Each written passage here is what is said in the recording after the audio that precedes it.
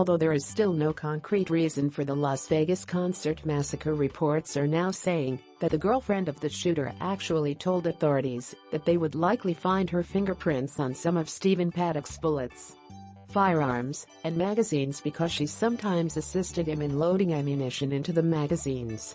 The newly revealed documents do confirm, though, that Paddock had exchanged emails about buying rifles and bump stocks many months before he carried out the deadliest mass shooting in modern American history. Paddock reportedly used guns equipped with a device which, according to the left-stream media, allows semi-automatic weapons to fire almost as quickly as automatic ones. But in reality, all it does is cushion the kickback the bullet produces as it fires. Paddock also exchanged multiple emails on buying long-range scopes for his multiple weapons. The documents also confirm that FBI agents reportedly knew that Paddock had left behind big caches of guns, ammunition, and explosives for which they sought warrants to search his properties and online accounts. Via CNN, hundreds of pages of court documents unsealed Friday in the case of Las Vegas gunman Stephen Paddock offer a blueprint of investigators' pursuits in determining how and why the reclusive high-stakes gambler carried out the deadliest shooting in modern U.S. history.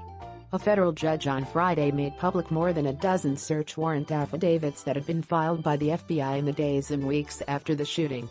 The judge did so in response to a lawsuit filed by CNN and other media organizations.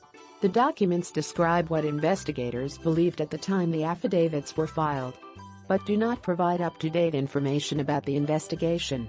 An FBI spokeswoman in Las Vegas declined comment on the documents on Friday evening. The Las Vegas Metropolitan Police Department did not respond to calls seeking comment.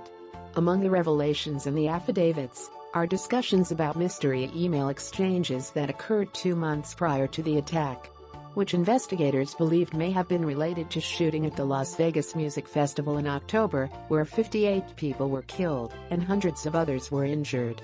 Try an R before you buy. We have huge selection.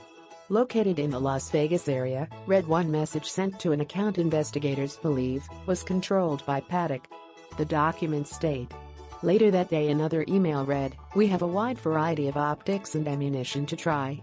A third read, "For a thrill try out bump firearms with 100-round magazine." Investigators at the time of the filing had been unable to determine if Paddock was sending emails between two accounts both belonging to himself or was communicating with someone else. If there was a second person involved in the communications, an FBI agent wrote, investigators need to determine who was communicating with him about weapons that were used in the attack. A CNN review of public records shows that the email account linked to the sender is associated with a Steve P.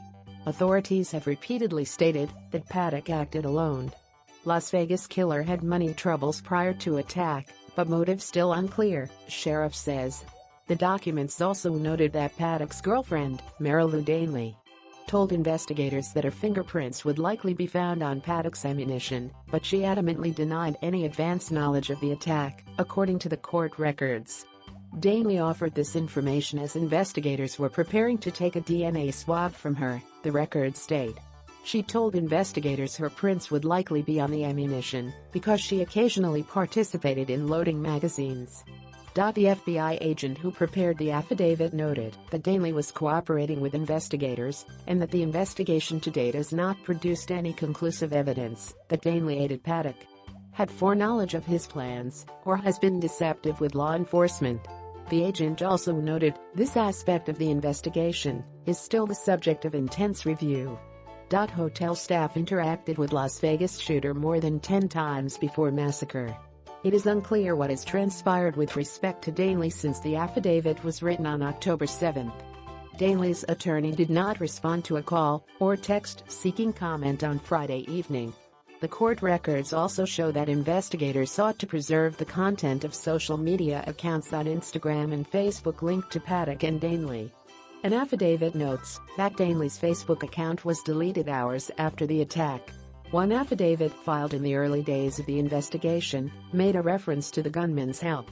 The investigation has also revealed that Paddock may have been treated for yet unidentified medical conditions, an agent wrote. CNN reported in October that Paddock testified in a deposition that he occasionally suffered from anxiousness, for which he was prescribed Valium. This confirms Paddock's actions were planned months in advance, and that doesn't fit the narrative the media is trying to tell us, that he was mentally disturbed. The large majority of crimes committed by the mentally disturbed are crimes of reaction, where they don't plan meticulously for months as to how they will carry it out.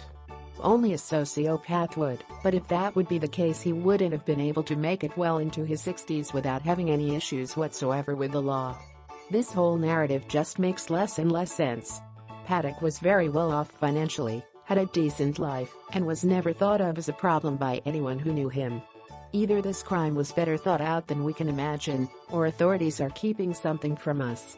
Please share if you want to get to the bottom of this crime.